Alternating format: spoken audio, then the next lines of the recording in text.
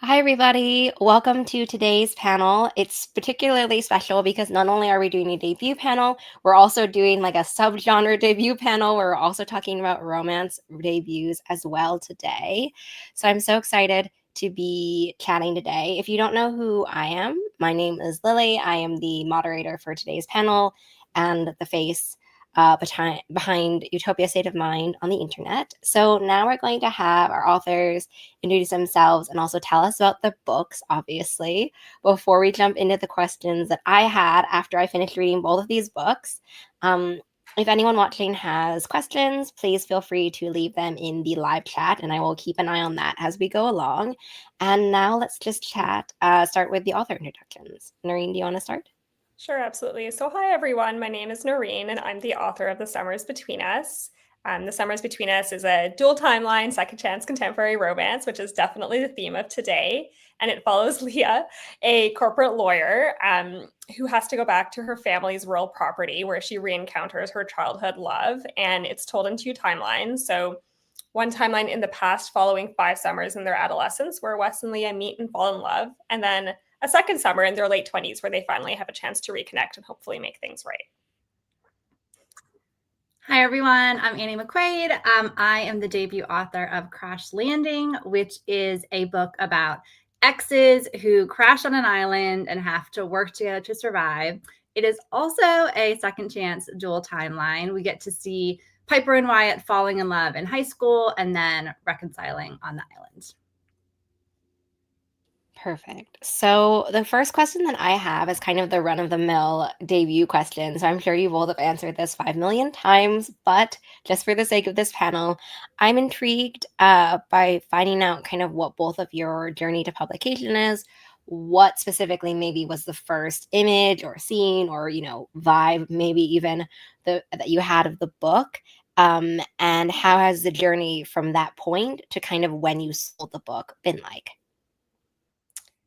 So I can start. I think one of the first images for me was when I was spending time at my partner's family cottage, and they have a place like by a lake in Canadian cottage country. And I was on this orange pedal boat, which if you read the book, you'll know that Leah and Wes spend a long time on this pedal boat. And I just was like on the lake with my partner, and I was just thinking about what it would be like to be a kid on this lake and what it would be like to grow up here and maybe have a romance. And so that was kind of my first image. And this was like back in 2021 during, the height of the pandemic out here. And we were all just so cooped up. And I just wanted to have something creative, something where I felt like I had freedom to explore because I lived in a condo in downtown Toronto. And so I really wanted to be outside of that condo anywhere else. And so I started to work on this manuscript, in 2021 and took a lot of time to get it to a place where I felt like it was ready to share.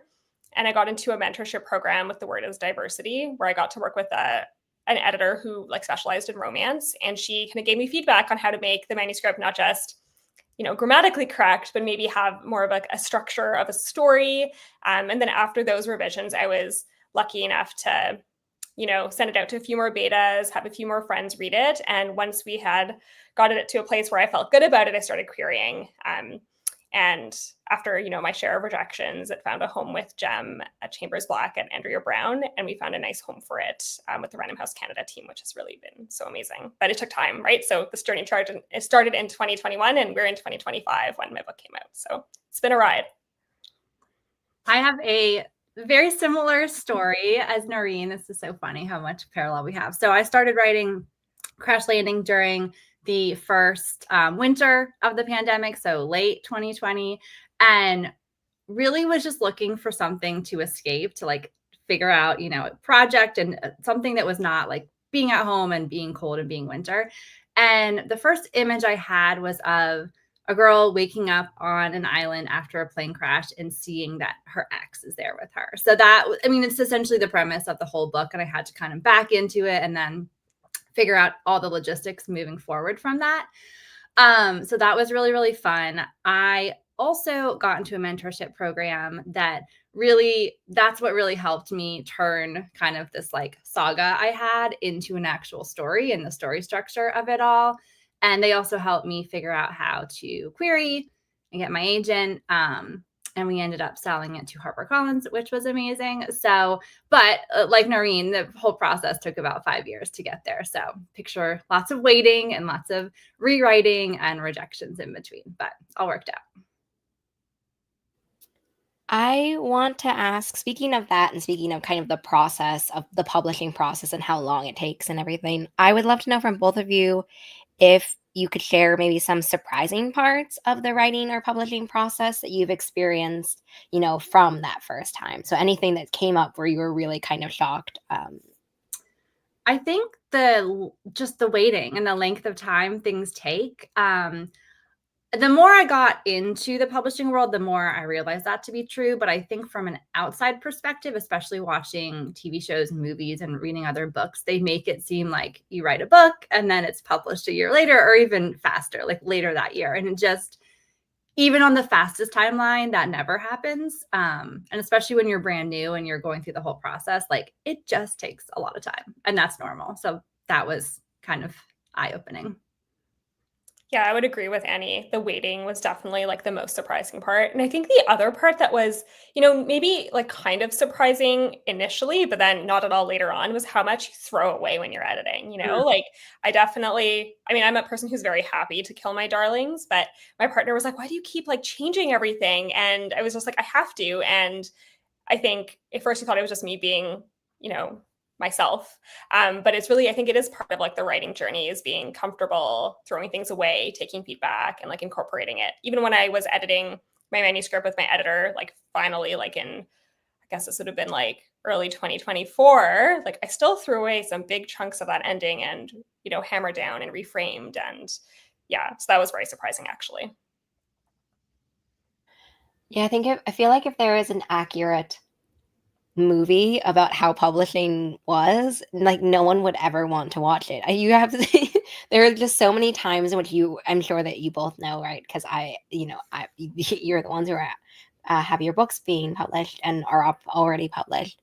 But I feel like when you see it in a movie or a TV show, they cut out all of the waiting parts. It's like, oh, I finished a book. It's obviously perfect when I finished it. So I'm immediately just going to send it off. And then, of course, like later that day, oh my gosh, I finally have an agent. And it just makes it seem so fast for things when in reality, like even just the printing of books takes time. You can't just like have them printed immediately. I know that some people and some authors do struggle with killing your darlings.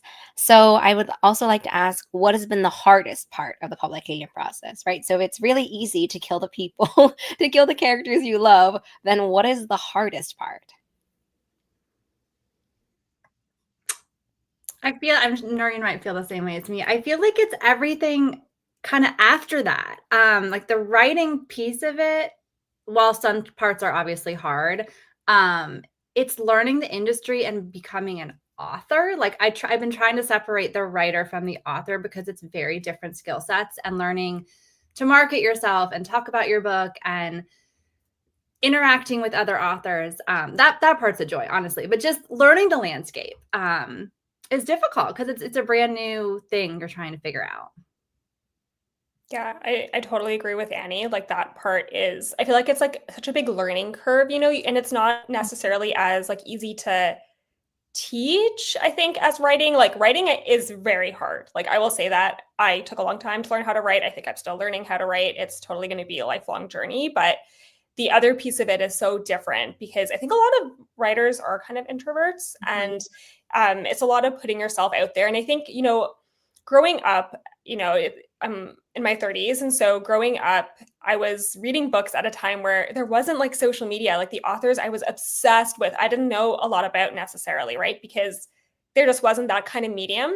And so it's definitely more about being comfortable having yourself somewhat perceived. Like, we're debuts, like not many people are Googling us necessarily, but still like you're still putting it forth like a public face, and I want to be authentic while also still being comfortable. And so that's definitely been a line to trying to figure out where to draw that line and, what is Noreen the author.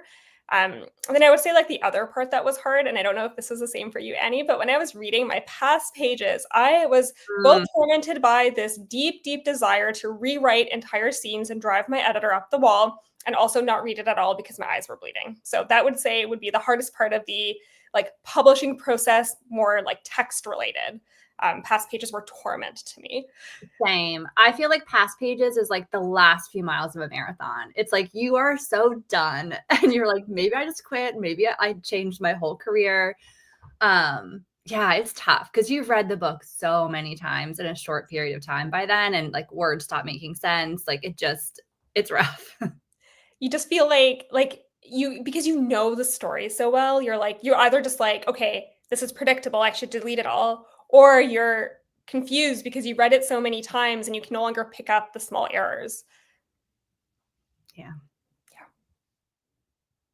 I have an unprompted second question to that because I think it's really interesting. I mean, what you're bringing up specifically about kind of our conceptions about when authorhood starts. Do you know what I mean? Because I've heard from other people, other aspiring writers, where they're like, oh, if you already know you want to be a writer, then for example, they're like, you shouldn't rate books on Goodreads, right? Like the things you have to think about right before you even start, and when you're creating this part of yourself that becomes essentially an extension of the books that you're writing, like the product as well.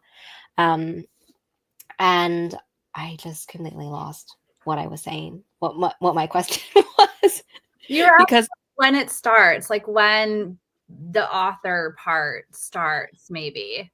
Yeah. So, yeah, sorry. That is where I was going. So my unprompted question was kind of like, when you're both, talking about when this kind of transition happens, what do you think has been helpful advice or like helpful support to kind of figure this out? Because oftentimes I'm sure people are kind of thrown into this period with sort of no life raft, right? There isn't like a hard and fast guidebook about start doing this, start changing these things about whatever you're doing. What kind of helpful advice have you found or have you gotten, or I guess wish you had gotten, when you were navigating that transitionary period? I don't know if I have specific advice, but I do think building that writing community, and in particular, like the author community, debut community, has been really helpful as we're all learning it together. I also think, I mean, the social media of it all, that changes so much. I feel like advice someone would have given from 2 years ago may not be relevant today. So I think seeing what my friends are doing, having conversations, seeing what's working, seeing what's not.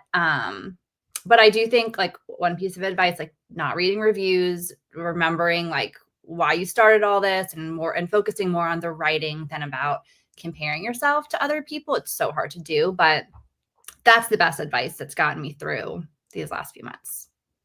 Yeah, I think I agree with Annie. I think having a community has been so important. So having a community with like other debut authors, as well as like people who are maybe a little bit further along in their career, has been really grounding, just to, get a sense of what are the things that they found hard, what is their advice for us. I think in terms of advice I would give is the same as like, just don't look at your reviews.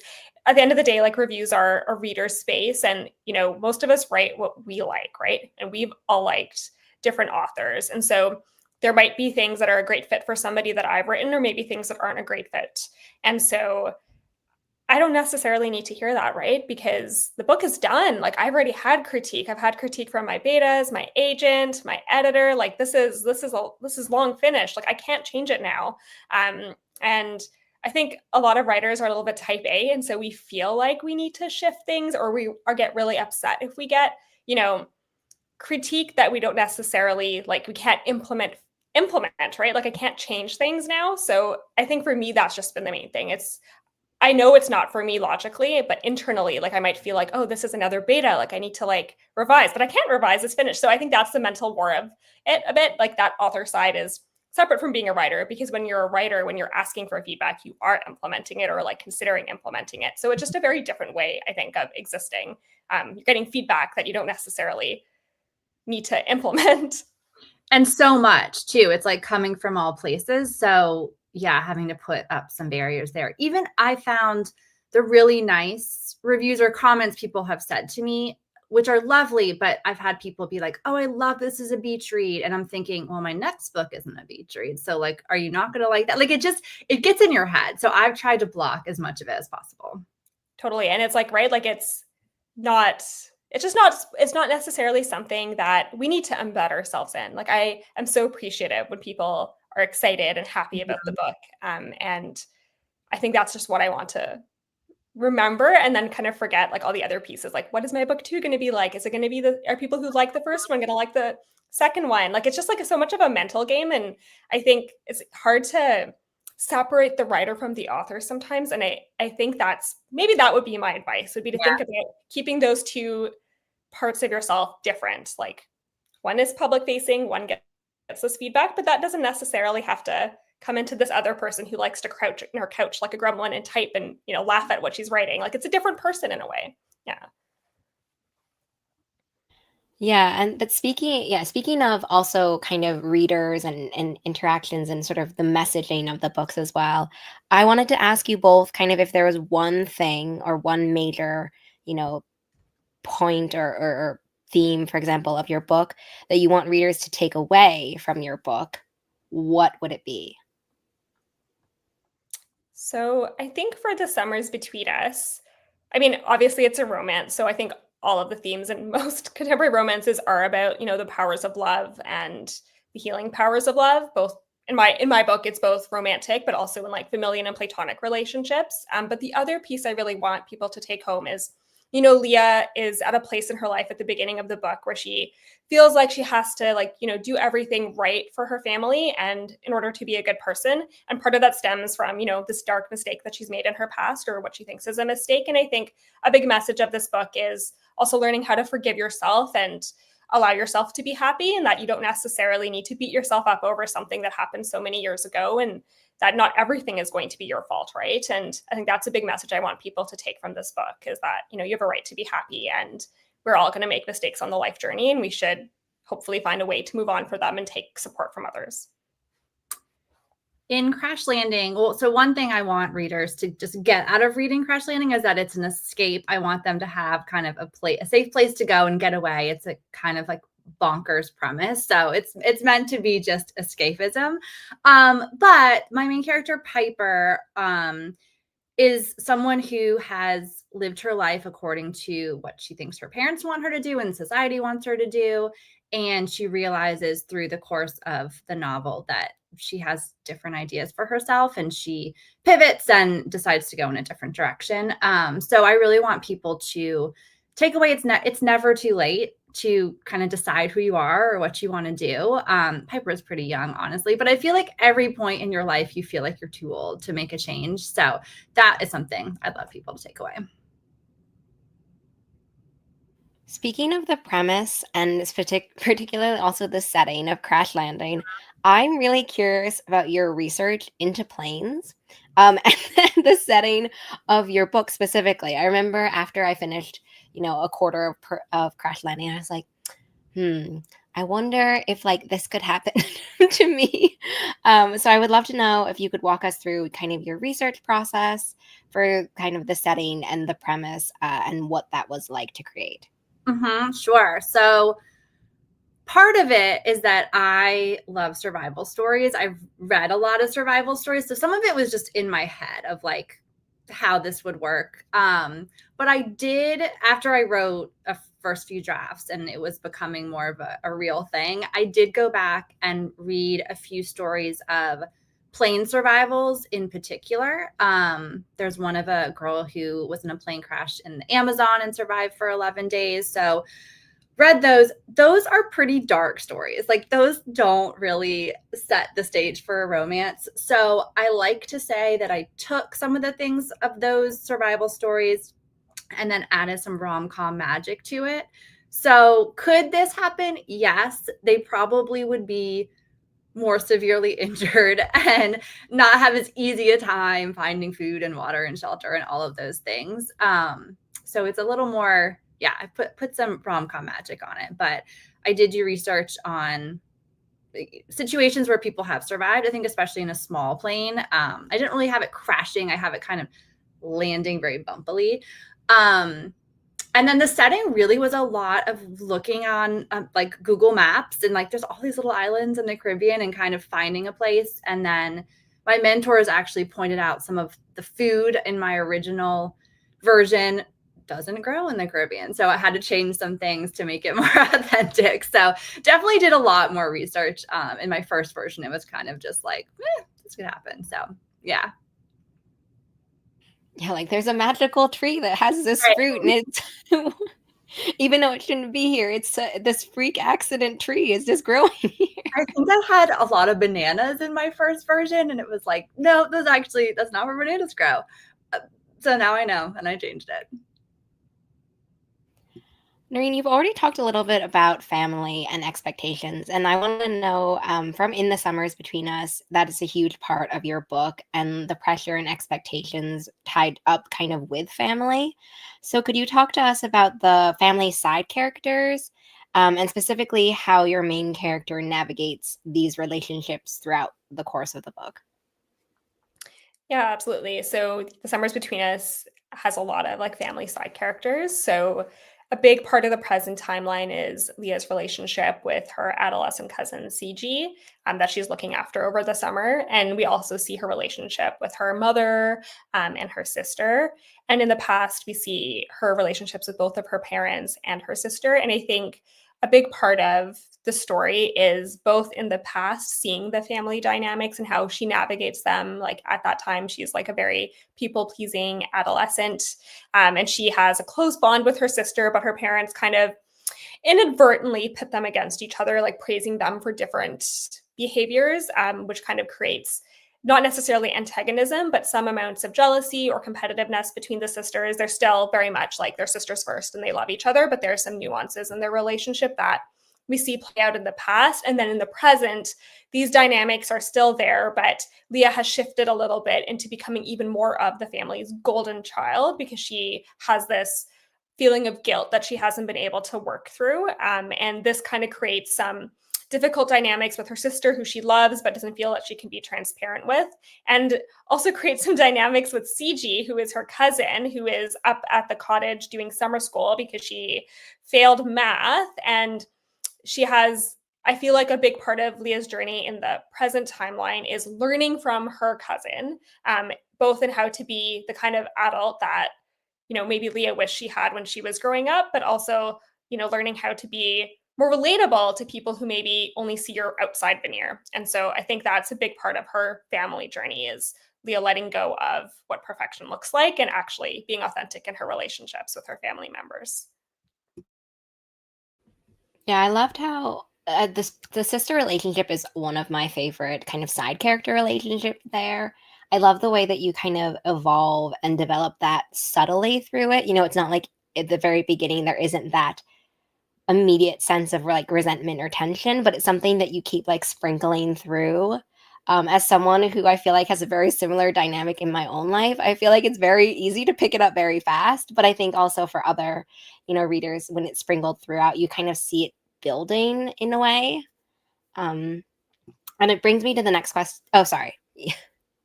Oh, no, I was just going to say, yeah, exactly. Like, I feel like um, I felt like that relationship between the sisters was something I'd, seen like, pieces of it in my personal life, but not necessarily the same. I have two younger sisters and I'm the older sister, but also just like with other people I knew, I feel like family relationships and sister relationships can sometimes be so complicated. Like there is so much love there, but there can also be, other layers.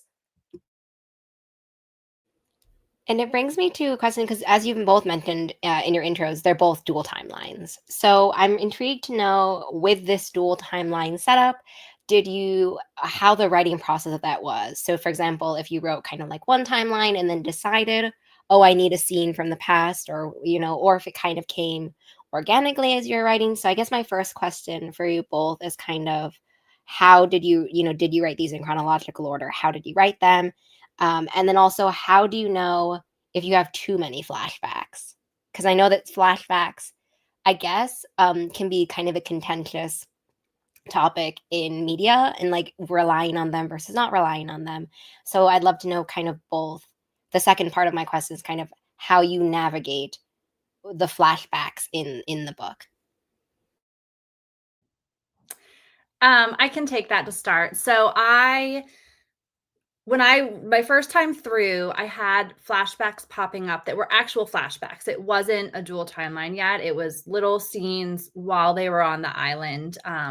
Kind of going with the idea that when you run into someone from your past, all these old memories come back. So that was how the first many drafts were. And then when I was working with my mentors, they mentioned really loving those flashbacks and thinking there was enough there to pull out and have it be its own timeline. So I ended up then writing probably 4 or 5 additional chapters and scenes and really building that out as it's having its own story arc and, all the things in there. So then I ended up going through and reading that chronologically a few times. I still used the island timeline as my anchor, and the dual timeline only shows up when they're on the island, and it still does relate to what's happening on the island, but it could stand alone as its own story as well. Yeah, and so I think I kind of had an initial approach where I wanted it to be a dual timeline because I really wanted to explore family dynamics. And I felt like to understand some of those dynamics, you would have to see them in the past. And also, my favorite kind of books all have like a friend to lover kind of arc. And I really wanted to like ground it in that nostalgia. And so I think I actually spent too much time in the past timeline in my initial drafts. I was just I like when I was first writing it, right? I was like writing it for myself. And so I just was so in that nostalgia of like what it meant to grow up kind of in that, 2000s period. And I was just having a lot of fun with it. And I think, when I was like writing the present timeline and I was doing it chronologically. So I was like, I started in the present, went in the past, present, past, so forth. But my past was just getting really too long. And some of it was definitely just like, my own. I was writing pieces that were just fun for me. And I think they informed the characters, but I was able to like prune a lot out and kind of embed it either in the present timeline or embed it more delicately in the past timeline. And I realized like I had too much when like you're kind of repeating each scene is supposed to have kind of a message or a point. So to have like too many scenes building up Leah's dad because he was a character I found very fascinating, but maybe we only needed like 1 or 2 scenes for that as an example. And so those were things that kind of came when I was getting, beta reads and advice from my mentor and then later my editor in terms of what to keep and what to extract and trying to make sure that those past pieces were really moving the story forward rather than just kind of giving us some fun information about the family. So it was a little bit of like harder thinking and killing darlings kind of at the end to kind of finesse the past timeline. Do either of you have a fun like past point or the past scene that you had to cut that kind of like Noreen said, where it didn't really make it or didn't serve the purpose it needed to be that you want to, I guess, could/want to, right? Because obviously spoilers, but that you could share that are not obviously spoilers. I don't really. I was the opposite. I ended up adding more and I knew exactly like what scene I needed and I had so much fun adding those. But I did end up cutting a lot from my first version of the book that had a lot more of my side characters from the past in the present and a lot more of them relating to each other, a lot more scenes. Uh,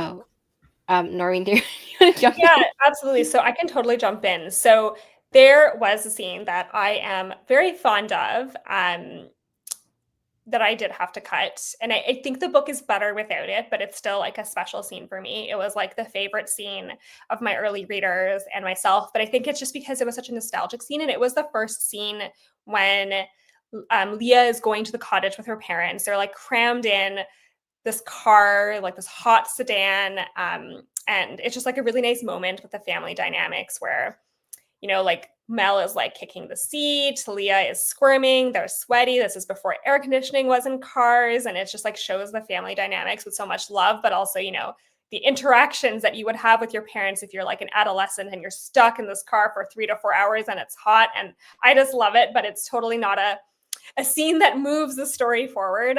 But it really is a great little capture of the family moment, which I think, is a big part of the story. So I still treasure it. Sorry, my internet was acting up. Hopefully I'm back now.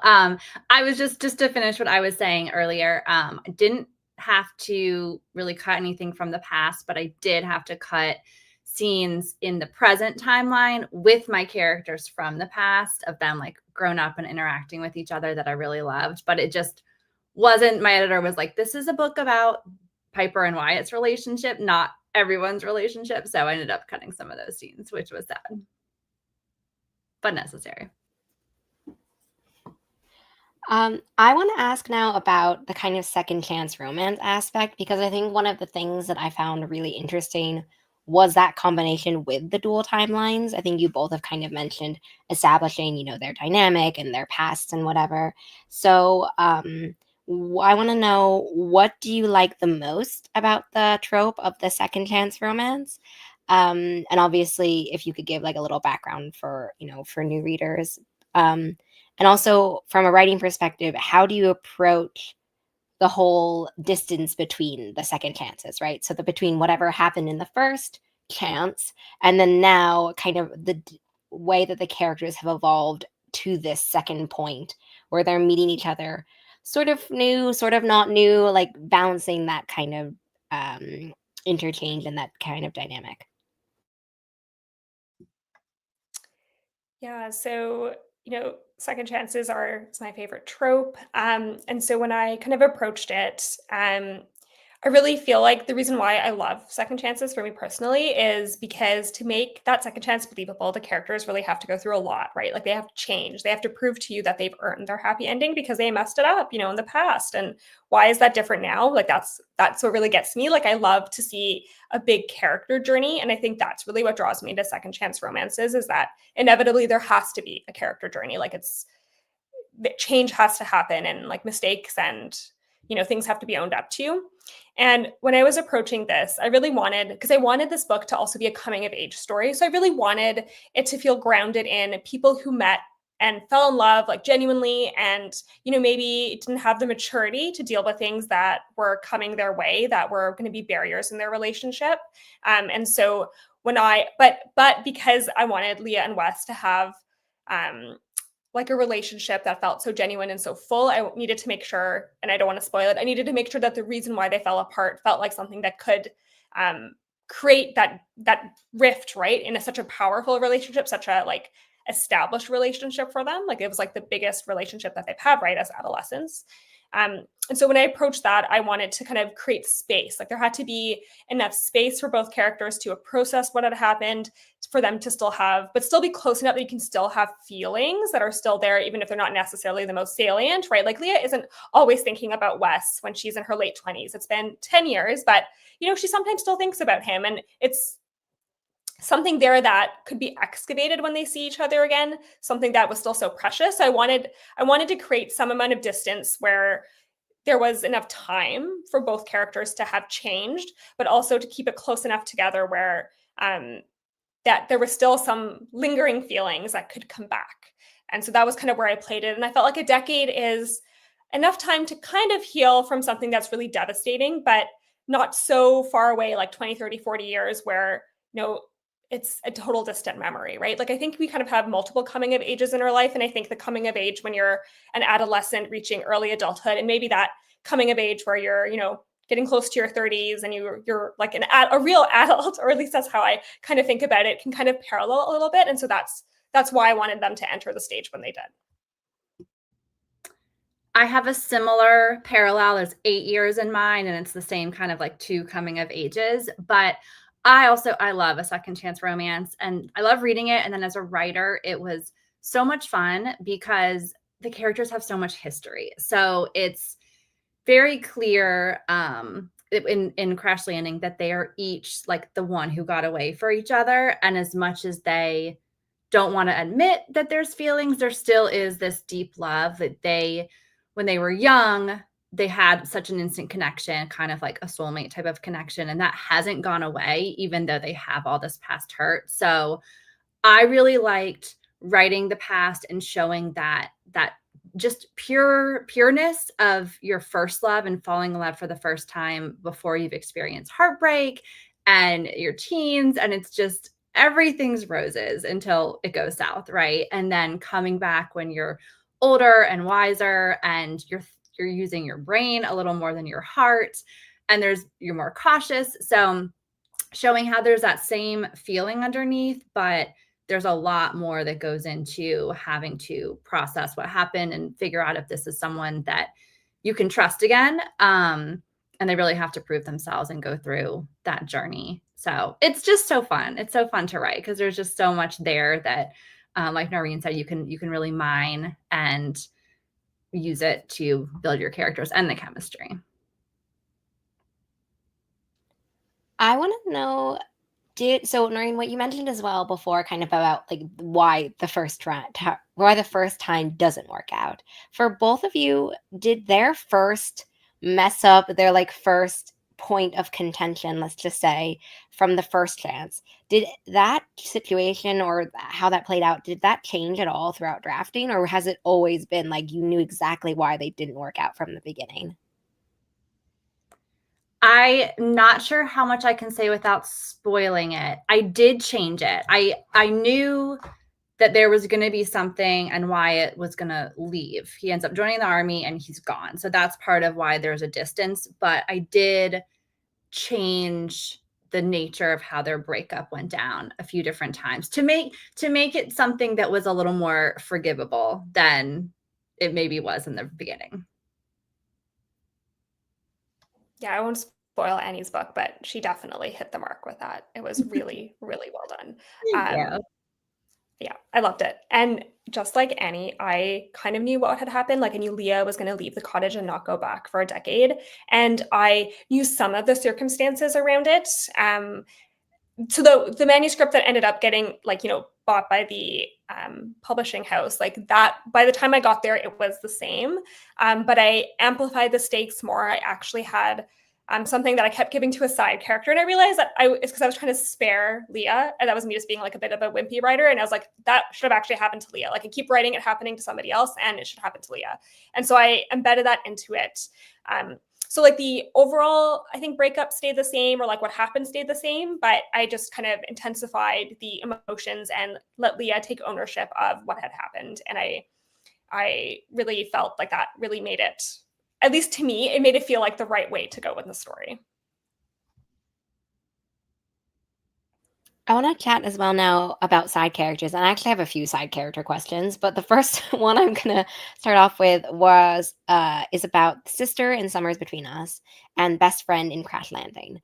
And for both of those characters and their relationships, I want to know how you developed those personalities and characters throughout drafting, specifically in flashbacks, and maybe how you approach those characters in terms of what their character needs and like what the story needs, or like what your main character needs, because sometimes those things can get away from each other.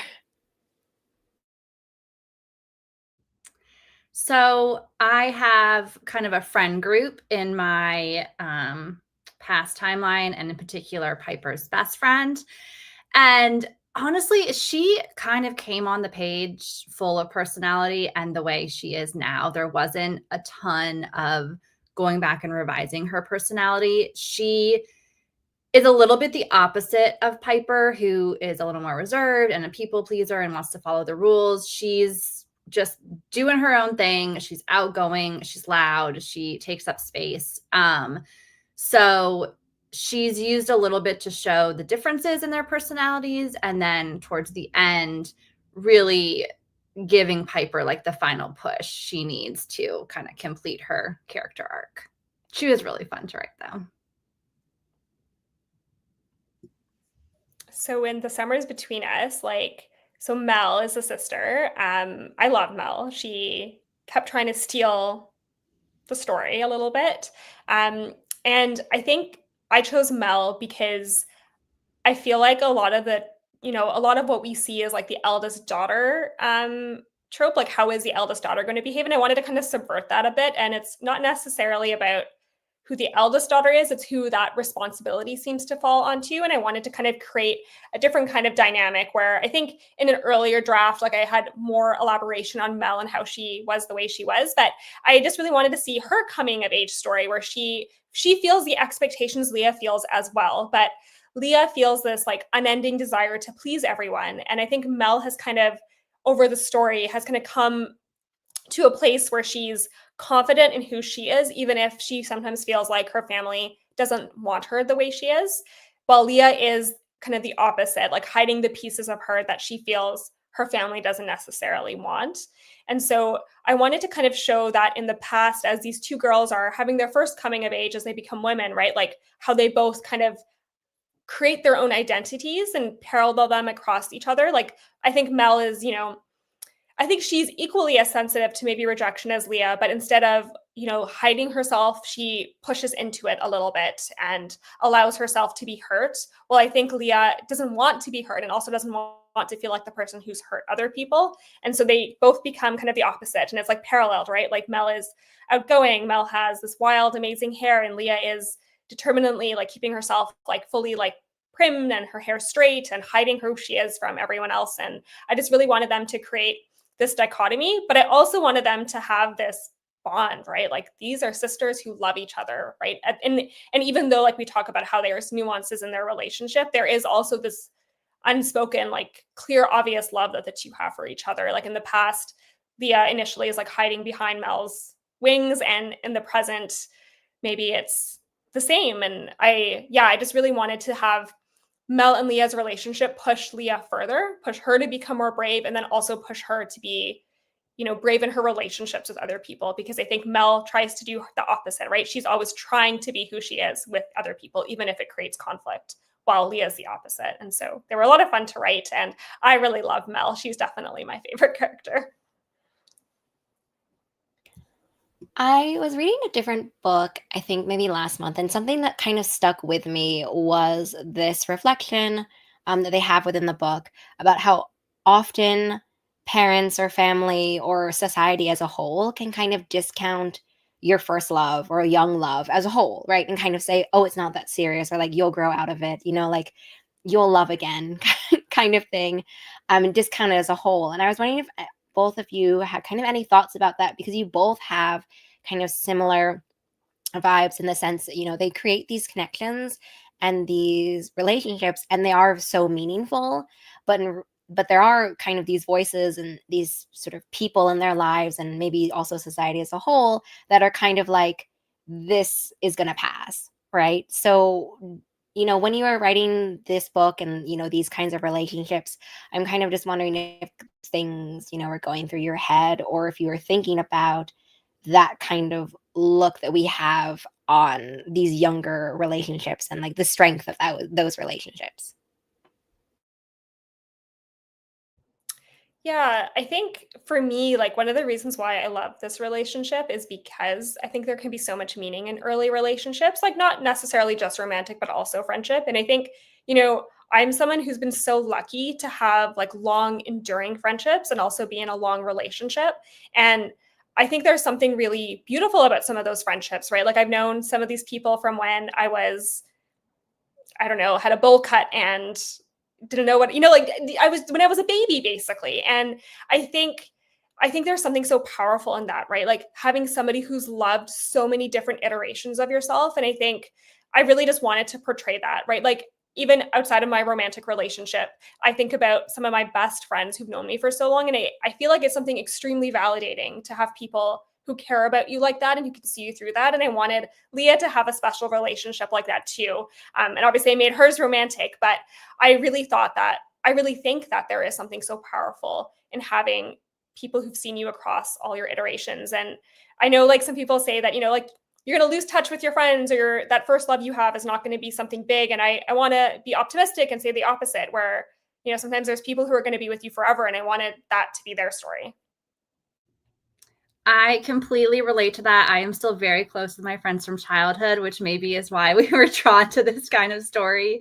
And it's also part of the reason why I really wanted to establish the friendship that Wyatt and Piper have first. I think if they hadn't fallen in love and gone down that path, it wouldn't be a romance, but they still would be super close and best friends. They have such a special relationship that I think those relationships really do change you and make you who you are, especially in those coming of age years.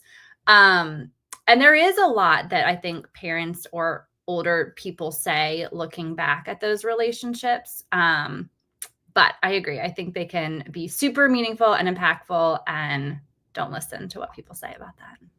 I know, right? Like my parents, like bless their hearts, they're lovely parents, but they definitely were like, why are you spending so much time seeing so-and-so? Like one of my friends who is still my friend now, 20 some odd years later, I'm like, see mom, like that was worth putting time in and worth investing in. And I think, maybe like, obviously like, for my family who's moved around so many times because they're like immigrated to Canada, like I can see why they felt that those things would be potentially transient, but I really wanted to ground a relationship in consistency, right? Like if you go back somewhere every summer, if you live in the same place for a certain period of time, like you're going to create those bonds. And, now I don't live close to those people, but we're still very close. And I think, anyways, I just love that magic, right? Like those beautiful relationships. Yeah.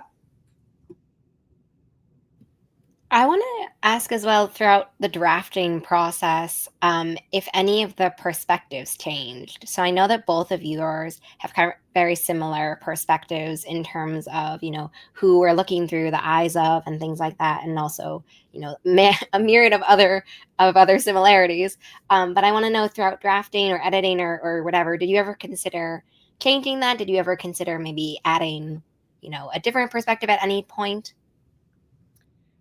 I considered it, but not for very long. It really was Piper's story. And then I think when I was building it out to be a dual timeline, it was honestly too much for me as a debut author to take on a dual timeline and a dual POV. I'm sure people do it and do it very well.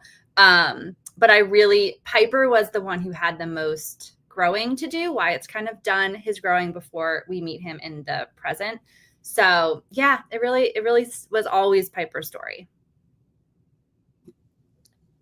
Yeah, for me too, it was always Leah's story. Like it was always going to be her story, and I didn't have any thoughts about adding Wes's POV. And part of that was just because I think because of such heavy family dynamics, to have Wes's POV too, I think there's also a lot of stuff going on his end that we get pieces of through Leah. And I think to fully flesh that out would have really cut from Leah's story. And so I didn't necessarily want to. And just like Annie, like he's done a lot of growing. He's still making some choices, but this story really is about Leah kind of taking ownership over her own destiny. And so I wanted to really focus on that and have the readers fully invested in that.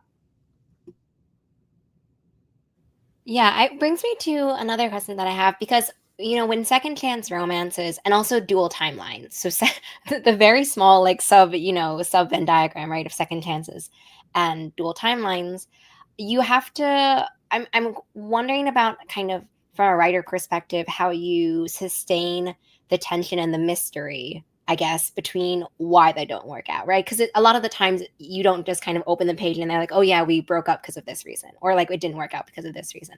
Both of your books, you maintain or sustain this tension about kind of like what went wrong, and you kind of keep reading to see it and witness it in the flashbacks. So from a writing perspective, did you encounter kind of challenges about, when do we say this, or, when do we reveal this? Is it too soon? Is it too late? Like, how do you maintain that kind of mystery for readers and like throughout the drafting process? That was one of the pieces that I found challenging, because you want the characters to be able to find closure and like move through it and move on in the present, but you also want to keep the readers engaged. So it really was a tough balance to go back and forth. And I think I ended up leaving it where the readers might not find out the reason, but they both know the reason and they like kind of have a conversation and work through it without the readers having to know all the details right away. That's a little bit how I approached it. But it is hard to leave the details out when you need the characters to almost talk about the details to move forward. Yeah, that was also something I was thinking about a lot, was how to keep it a secret without necessarily being annoying about what had happened. I think part of the reason why like that decade felt like a good amount of time was it was enough time where you kind of like brush things under the rug. So you might be like interacting with somebody and not bringing up this gigantic elephant that you've tried to bury, but whose trunk is still sticking out, you know, like I was just trying to like keep it a little bit secret. And I think the reason for that is, you know, Leah is processing a lot. And I think part of Leah's problem in some ways is that she's avoiding the hard stuff, right? So she is mentally avoiding it in the present, because why would she go back to that time where she, you know, something happened? And it gives you time, I think, for that to kind of build up. And I think at least I think it kind of worked in that, you know, Wes too might not be somebody who would necessarily like be insensitive about something. And he also wants, because they're kind of there in forced proximity because he's helping her cousin. So I think he also wouldn't necessarily want to make things awkward, want to push too much. And he's somebody who we see in the past is very sensitive to Leah's feelings. So I think he is also kind of going off of her initially, though he does obviously want to clear the air. And Leah's just not ready yet. And I think that it takes the full journey of it for Leah to become ready to really like encounter her own past. And so that's kind of how I try to approach it. I always had the reveal kind of later on in the book because it didn't feel right for Leah's character to necessarily bring it out of the sawdust, right? Like she wasn't ready for her character. I have a question about both of your sets of parents in the books, because I feel like both of your sets of parents would have very similar things to say about, you know, your main characters' relationships. And I feel like they almost, if they got into a room, they'd be like totally just in sync. They would just mirror whatever each other are saying. And I think that what I loved about both of these kind of mirrored relationships and mirrored situations is that you use those kind of relationships to talk about your main characters, kind of what Noreen was saying as well, like coming of age, right? And kind of figuring out their own self-discovery. So I was wondering if you could both kind of chat a little bit about specifically the parents and maybe inspiration behind it, and kind of maybe how it relates to, you know, your main character's own, you know, evolution as a character in the book. I will say my parent characters are in no way inspired by my own parents. I feel like I always have to make that disclaimer.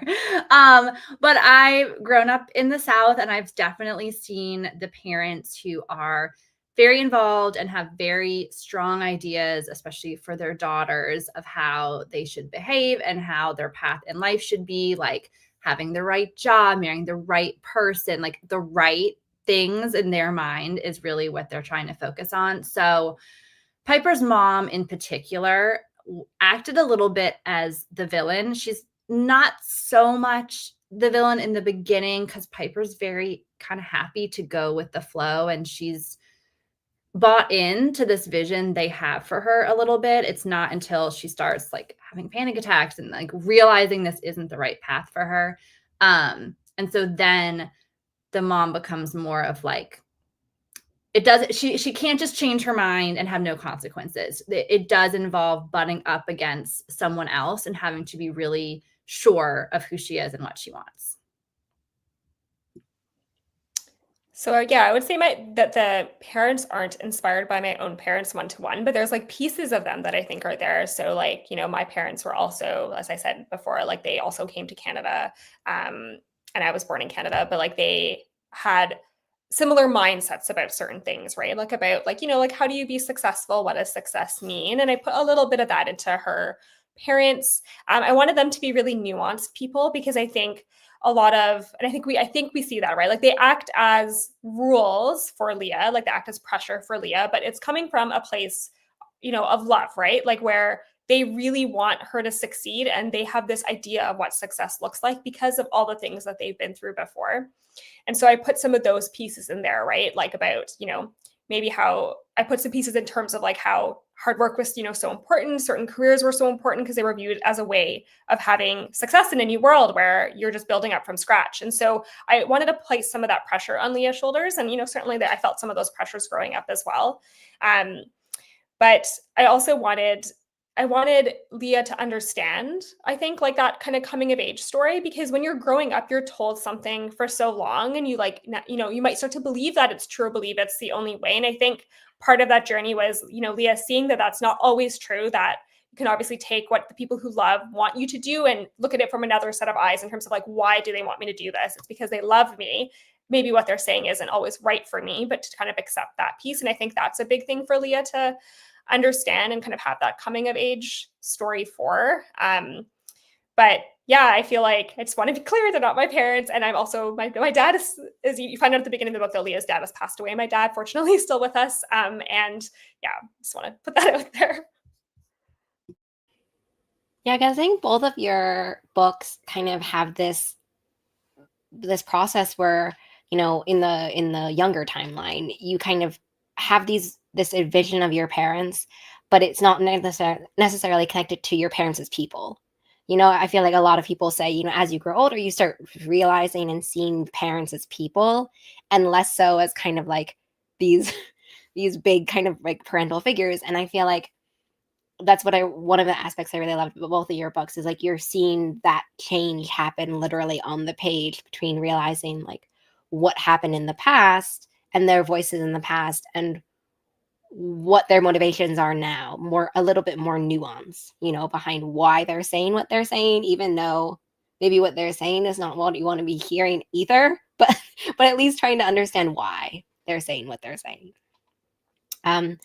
I want to kind of wrap this up by asking a little bit more from you both about what drew you or draws you still to the romance genre, kind of like what why you wanted to write a romance, and also sort of whether or not through the publication process you kind of discovered something new about the romance genre.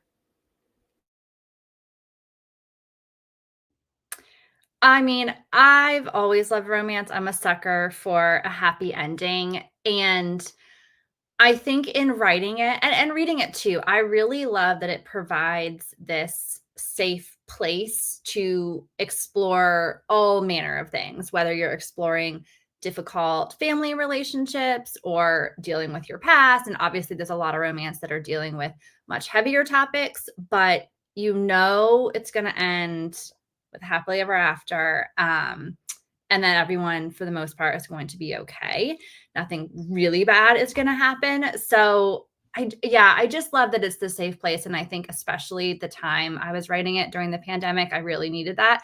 We're still kind of in those times, honestly, where we need a happy, safe place to go. So I think as much as romance sometimes is viewed as like silly or fluffy, it really is so important to have a place people can go and not be stressed and feel like they can be on this journey with characters that hopefully they relate to and see themselves in, and then also see a happy ending. Yeah, I totally agree with Annie. Like I've always been a really big romance reader, like just a reader in general, but also, prematurely picked up Julia Quinn in my adolescence and never looked back. And Lisa Kleypas too can't, like, forget about that. But basically for me, the other piece that always has drawn me to romance is that it's usually a book about life, right? Like you see so much about life and relationships in romance. And I think it gives you optimism about life, right? Because all these books are wrapped in a beautiful, happy ending. And I agree. I think life has a lot of ups and downs, and we're always in interesting times lately, it seems. And so there's something so comforting about picking up a book and knowing that the characters and their relationships with each other are going to be explored with love and hopefully give you like a good feeling when you close the page. And that's what always draws me back to romance, because I like to be optimistic about people and about where we're going. And I think that romance is a safe place to explore that and to feel those emotions. It gives you hope, right? That's like something we could all use right now. 100%. And it just makes me so happy that other people feel that way too. Mm-hmm. Yeah, I think it mirrors. I was in the last, let's just say 5 years, I have also kind of been thinking about when I was looking. I did a sort of I was going to say post-mortem, but that's not what I mean. I did a reflection on my past couple years reading, right, to kind of see how my genres and my tastes have changed. And I noticed after 2021 a huge uptick in romance books. And I think it kind of speaks to what you're both are saying, right? Like having this guaranteed, I will hopefully end, or I should end this experience happier than I currently am right now. And I'm just taking the wins wherever I can, kind of feeling, and how important that is, and the way that it should be prioritized and honored, I think, in any time period, but also like a time period in which we really need it. Thank you so much, everyone, for watching, and thank you to these lovely authors for chatting with us about these books. I've left the bookshop.org link in the description box below, so please go pick up both of these books. They are out and they're ready to make their way onto your shelves. And I hope everyone has a really great rest of their day, hopefully reading like a really fantastic, fun romance book where you're close to a happy ending of your own. Bye, everybody. Thank you.